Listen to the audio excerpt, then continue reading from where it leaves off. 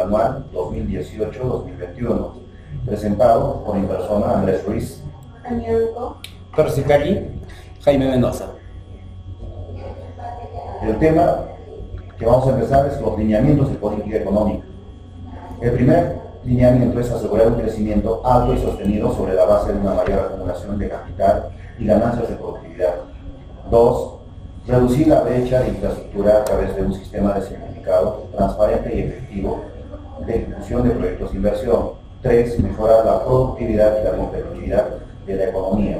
4. Cerrar las brechas de agua y saneamiento como motor clave de la revolución social.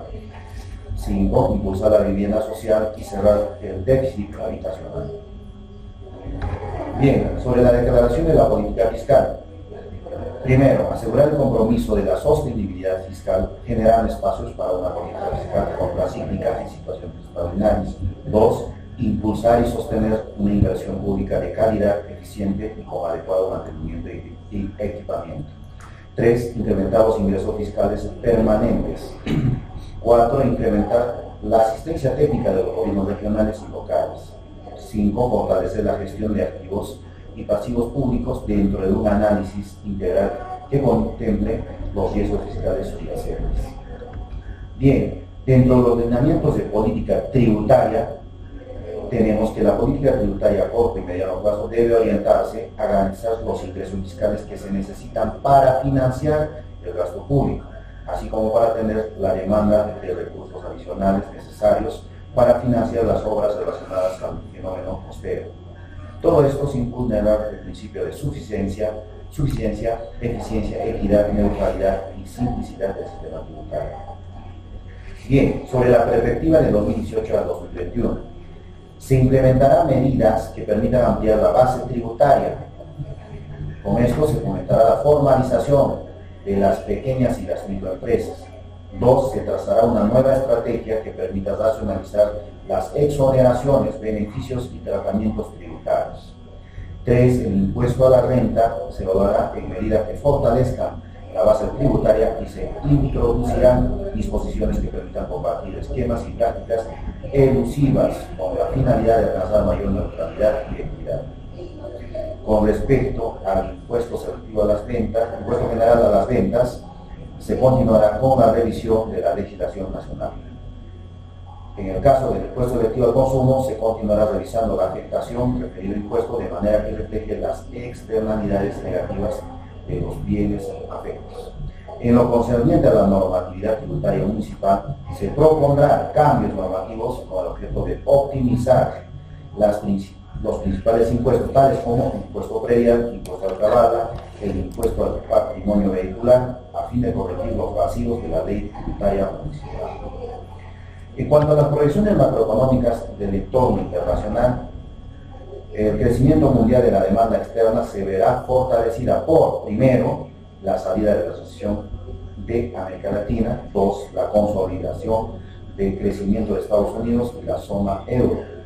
3. La aceleración de la actividad económica en el resto del bloque de las economías emergentes.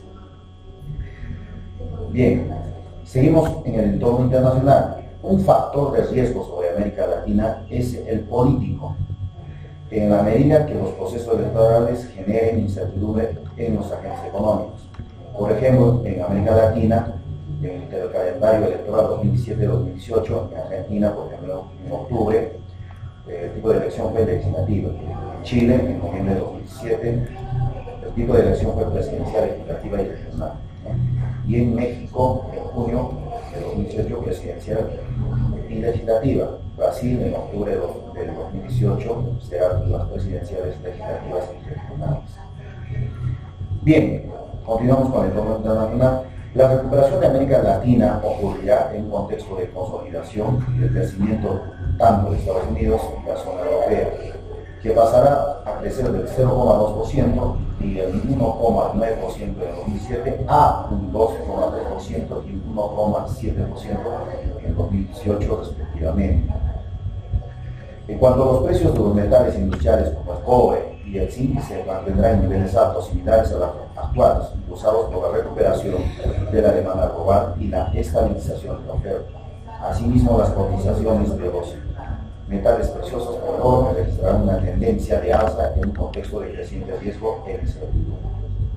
Finalmente, el precio del petróleo se mantendrá en niveles actuales en un contexto de demanda estable impulsada por las economías emergentes y algunas economías avanzadas, así como reducciones de oferta. Continuando con las proyecciones en la actividad económica. En el horizonte de la proyección del presente marco macroeconómico multianual, la evolución futura de la economía peruana se divide en tres etapas. La primera fase del primer semestre al segundo semestre de 2017, la cual se denomina como aceleración económica liderada por el impulso fiscal.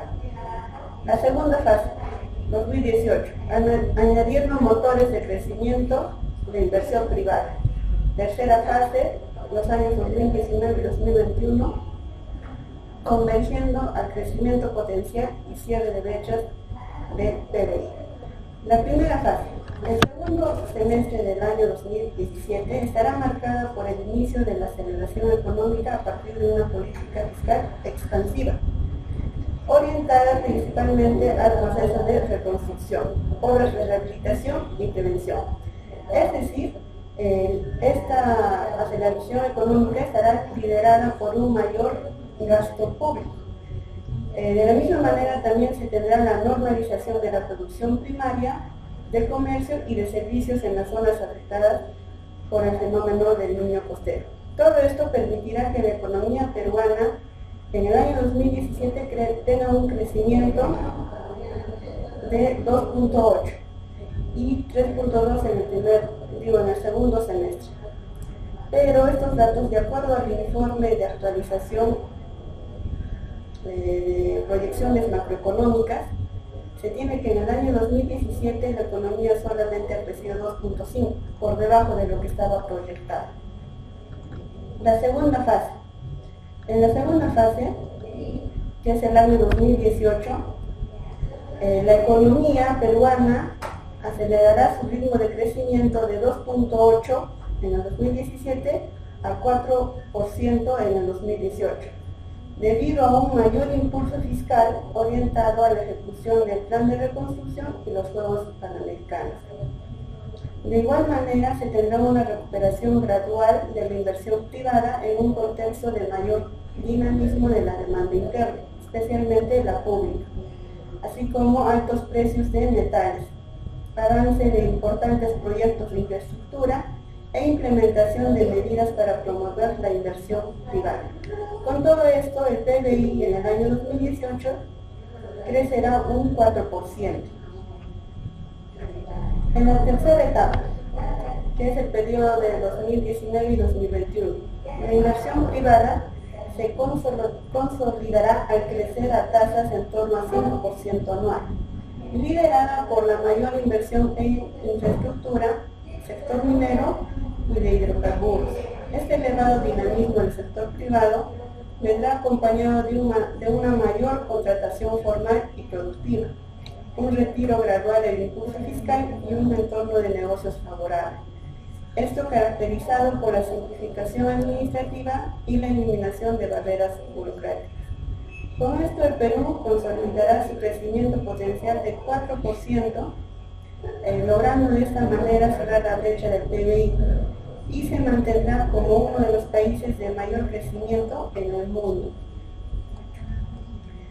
Como lo podemos apreciar en el cuadro, tenemos el resumen del crecimiento de la economía proyectada hasta el 2021. Como ya se había mencionado, en el año 2017 se tuvo una proyección de crecimiento del PBI de 2.8%, pero de acuerdo al informe de actualización de las proyecciones macroeconómicas, solamente se creció 2.5%, por debajo del proyectado. Y en el año 2018 se tiene una proyección de crecimiento de 4%, que es igual a la proyección del año 2019 y 2021.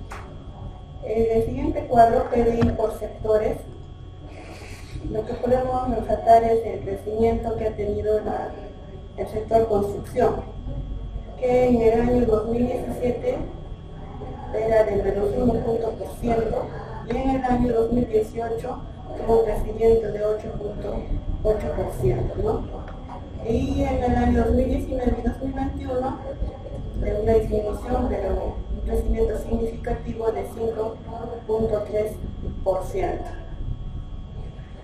Bueno, continuando respectivamente con las proyecciones macroeconómicas, tocaremos el tema de los balances macroeconómicos. Básicamente nosotros tenemos que la economía peruana actualmente tiene una fase de recuperación muy marcada con respecto a lo que es la implementación de una política siempre macroeconómica, que es en este caso contracíclica, ¿no?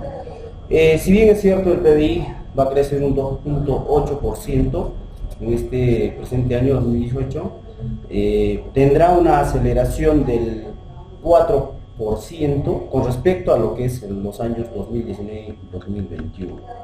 En este caso es un crecimiento potencial, ¿no? Viendo básicamente en lo que es las proyecciones macroeconómicas,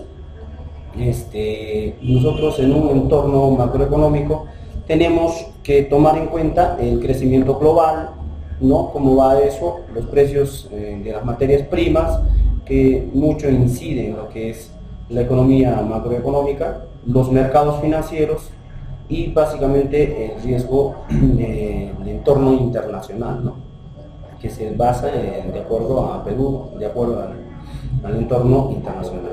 Bueno, básicamente en el gráfico nosotros podemos mostrar que el déficit de la cuenta corriente tiene una proyección muy cercana al 2%. Y tenemos que este crecimiento del 2% constituye una restricción, ¿no?, de poder acelerar el crecimiento económico en el Perú. En el siguiente cuadro vemos que el Perú es uno de los países que tiene una mejor posición externa con referente a, digamos, a otros países en los episodios externos adversos a la salida masiva de capitales o tal vez recortes de fuentes de financiamiento.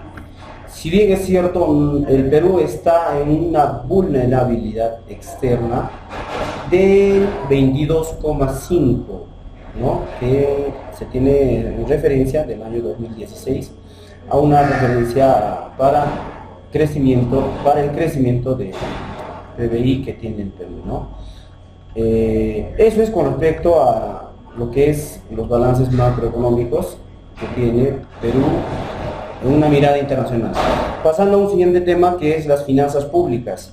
En este caso trataremos básicamente de las finanzas públicas, que el Perú tiene un marco fiscal vigente que está establecido, que tiene un déficit fiscal de un 3.5% del PBI que se ha dado en el 2018, para que gradualmente esta pueda, digamos, crecer en un punto porcentual del PBI hasta el año 2021. Listo, dicho todo esto, nosotros podemos ver que básicamente los ingresos tributarios del gobierno central van a crecer con respecto al 7.3% que en sí se declararon en la caída del primer semestre del 2017, ¿no? Esto es en el real, ¿no? El IGB, tanto en el total interno, crecieron 7.6%, ¿no? Del 5.2 real que en sí nosotros podemos ver en el cuadro. Y así respectivamente, que podemos verlo con respecto a los ingresos. Y ahora, viendo el tema netamente de los gastos, si bien es cierto, nosotros tenemos referencia que los gastos también han tenido un considerable crecimiento con respecto a la tendencia del 2018, ya vemos que en el primer trimestre del 2017 se ha tenido un gasto muy considerable con respecto a lo que es el Perú, ¿no? Pero sin embargo la tendencia que se tiene hasta lo que es el cuarto trimestre de 2017 tuvo un ligero crecimiento, en los cuales nosotros nos podemos ver de alguna manera, fijarnos, ¿no?, para dar lo que son programas de estímulos económicos. ¿Cómo se haría? En este caso podemos tomar los programas de estímulos económicos, previendo también netamente lo que son los desastres y los inicios de reconstrucción que se dan, ¿no? Esto está dado en lo que es 1.800.000, ¿no?, millones. Ahora, otro punto para podríamos ver el estímulo económico podría ser impulsar el gasto público, sí o sí, esto en 3.000 millones de soles. Otro se puede hacer, digamos, impulsar lo que es el consumo en poblaciones vulnerables. En este caso se ha dado con 700.000 millones que se da en nuestro país. Básicamente estos datos, como muestra el gráfico, se da de acuerdo al MEF, para luego pasar al siguiente tema. Continuando con el tema de finanzas públicas, vamos a tratar el tema de financiamiento respecto a la deuda pública. Como se observa en el gráfico, en el año 2018 la deuda pública asciende a 26.3% del PBI. Las proyecciones indican de que en el año siguiente, 2019, va a aumentar esta deuda pública como porcentaje del PBI a 28%. Pero progresivamente en los años 2020 y 2021 van a ir reduciéndose. Esto se debe a que hay una estrategia de gestión global de activos y pasivos que indican que el Perú no debe sobrepasar el 30% de deuda pública respecto al PBI. ¿Cómo estamos respecto a los demás países, ¿no? En el caso de países emergentes o países de Latinoamérica, ellos tienen un gasto incluso por encima del 50% al 2021. Sin embargo, el Perú al 2021 llega al contrario a disminuir por debajo del 30% del PBI con respecto a la deuda pública. Respecto a los bonos soberanos, hace poco se ha lanzado lo que se llama la operación de administración de deuda pública, en el que el Perú ha ofertado la emisión de bonos 10.000 millones de soles, pero la demanda era 34.000 millones de soles, lo que indica de que hay agentes económicos que quieren prestarle al Perú más dinero, ¿no? Es decir, que hay una cierta confianza de parte de los agentes de la economía. Respecto al riesgo país, el Perú presenta una perspectiva estable respecto a la calificación crediticia y perspectivas de las calificadoras de riesgo, ¿no? Como observamos, el resto de países de Latinoamérica tienen perspectivas negativas, incluso con reciente rebaja de calificación, por ejemplo en el caso de Chile. El caso peruano es el único que presenta perspectiva estable en las 3 calificadoras crediticias. Además, se tiene las líneas de crédito contingente, esto es, que nos ofrecen créditos al Perú hasta por 4.400 millones de dólares, ¿no? De esto solamente se está utilizando 1.200 millones de dólares para fondos, es decir, para el fondo para las inversiones ante las ocurrencias de desastres naturales. Asimismo, se realiza en este marco macroeconómico multianual el análisis determinístico y estocástico de la deuda pública, lo que para ello se usa ciertos supuestos, por ejemplo, el shock de tipo de cambio, shocks combinados, shocks de resultado primario, y hay un escenario base, ¿no?, que se prevé que para el 2026, en el escenario base, es decir, bajo el supuesto de que no ocurriera ningún tipo de problema externo, algún problema del fenómeno natural, entonces esta deuda pública se mantiene por debajo del 30% respecto al PBI. En caso ocurriese shocks de tipo de cambio o combinados, se llegaría a superar esta deuda pública por encima del 30% del PBI, pero con la tendencia a que en los años 2022, 23, 24, esta se reduzca. Asimismo, vemos sobre la materialización esperada de pasivos contingentes, lo que nos indica que también se mantiene bajo el 30% del PBI, ¿no? Lo que es son las proyecciones, digamos, estables para el país. Y también sobre la materialización de expansión máxima de pasivos contingentes, ¿no? En caso de que hubiera, ¿no?, un fenómeno natural, la tendencia nos dice de que podría haber un aumento de deuda pública como porcentaje del PBI, pero que esta va disminuyendo. Asimismo, podemos ver en la última fila de que no supera el 30% del gasto de la deuda pública respecto al PBI, se mantiene. Respecto a la regla de gasto corriente, la tendencia es disminuir. Para el 2018 se tiene un 5% de la variación real. Esta se piensa ajustar y disminuir un punto porcentual, es decir, al 4%. Pero en el 2020-21 esta tendencia tiende a bajar a 1.5 puntos porcentuales, ¿no? Entonces, es decir, en el 2021 de 4.9 se pasa a 3.4. Los demás países, como Australia, Holanda, hacen sus proyecciones también. En el caso de Australia, por ejemplo, hace sus proyecciones a 40 años, su horizonte de proyección, ¿no? En nuestro caso peruano hace la proyección del 2021 al 2050, es decir, 30 años, ¿no? Este gráfico nos indica de que en el 2015 hay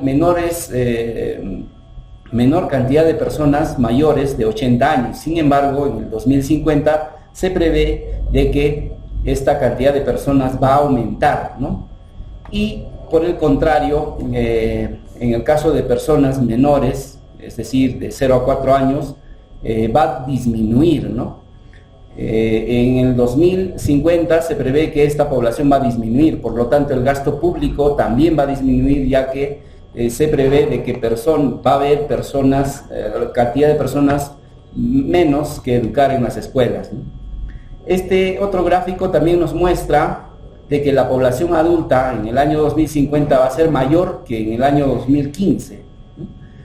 Incluso que la tendencia desde el 2010 al presente año, 2018, ha ido aumentando efectivamente. Asimismo, se tiene el gasto no financiero mandatorio presupuestal por principales componentes, es decir, el gasto público en general va a ir aumentando, ¿no?, respecto a las remuneraciones, bienes y servicios, inversiones, ¿no? Va a ir aumentando. Sin embargo, es necesario también el crecimiento del Producto Bruto Interno para paliar estos efectos, ¿no?, del crecimiento en el gasto público. Seguidamente vamos a pasar a nuestro compañero Yuri. Hola, vamos a hablar sobre riesgos macroeconómicos. Los riesgos macroeconómicos son derivados de las variaciones de los parámetros macroeconómicos, es decir, tanto el crecimiento económico, los precios de materias primas, las tasas de interés, los tipos de cambio, conocidos como riesgos. Dentro de los riesgos también se clasifican dos variedades, lo que son los riesgos específicos, riesgos estructurales o institucionales, ¿no? Y bueno, otro punto podría ser la probabilidad de que estos ocurran, ¿no? Bueno, en el primero, ¿no?, en los riesgos específicos se dice, bueno, aquellos que incluyen los pasivos contingentes, que surgen de fuentes, digamos, específicas, tales como pueden ser los costos fiscales derivados de la ejecución de las garantías gubernamentales, ya sea, digamos, esto a nivel regional, a nivel local. En los riesgos estructurales o institucionales, básicamente son las debilidades, ¿no?, estructurales o institucionales, básicamente de los gobiernos, ¿no?, que pueden de repente limitar la eficiencia de la gestión de los riesgos fiscales. Y puede ser que aumenten Los pasivos se clasifican en pasivos contingentes explícitos y pasivos contingentes implícitos, es decir, aquello como vemos en el ejemplo en la gráfica de un iceberg, ¿no? Lo que salta a la vista y lo que va escondido dentro del mar. En los países avanzados, como ven en la gráfica, sus pasivos contingentes los llevan de esta manera. Las APPs muy abajo, los desastres naturales tienen un margen más alto, el sector privado y financiero están muy abajo. Bueno, eso sería de mi parte. Muchas gracias.